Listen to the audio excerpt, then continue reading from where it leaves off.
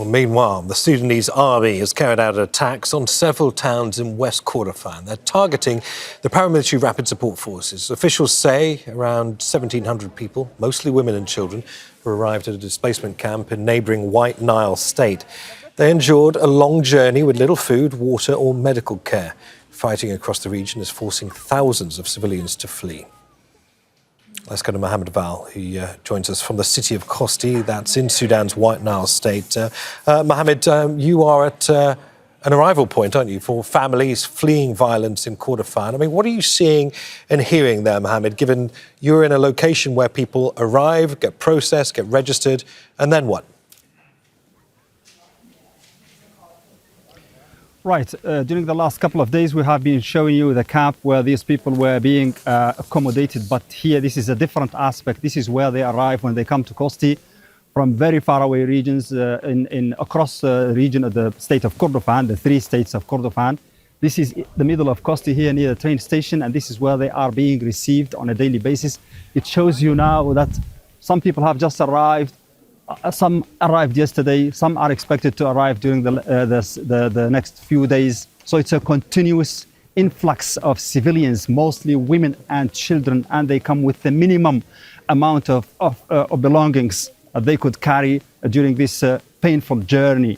There you see a tent where they are being hosted, and these people are just ready to be taken by a bus to a different location because they are being distributed. Because the government is saying they don't have one camp that can hold all these people, and they don't have the means to shelter them in one area. So even some of them are sent not to shelters, not to special shelters or camps, but to other cities because they say they have relatives in those cities and those relatives are ready to receive them. And that gives you an idea about the extent of the crisis for the government, a crisis of means. They don't have the means to accommodate these people. Some of these people are separated from their families. Some are just children without their parents. And they are telling us that they have lost contact with their parents. It's an ongoing situation. And the authorities here are trying to help people who are separated find their loved ones, and also are trying to provide them with food and shelter. Other organizations are contributing here. We have seen the Red Crescent, we have seen the Norwegian refugee, the Danish Refugee Council, and other NGOs. The IOM also is involved.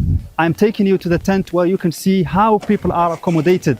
Actually, it's really a very difficult living condition here for these people.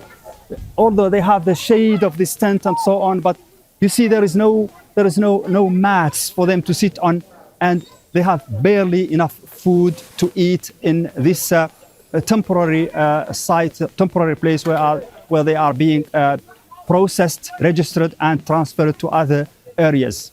Mohamed, it's been very, very helpful to see what you have been seeing there.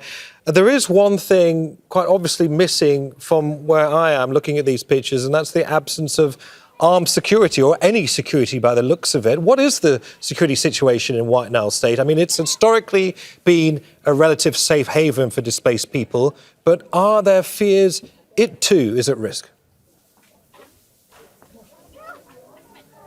Exactly, you have mentioned that this is a safe place because this is the middle of the capital of White Nile state.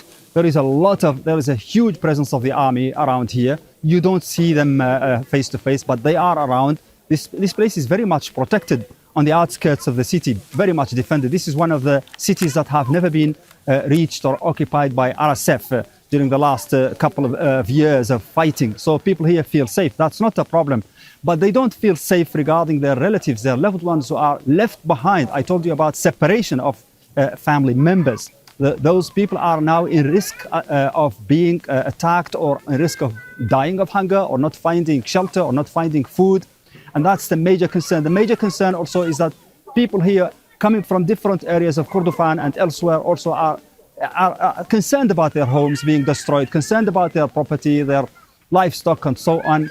And that situation is, expressed by everyone we talk to. They don't want to see a scenario in any of the Kordofan cities that looks like what happened in El Fasher.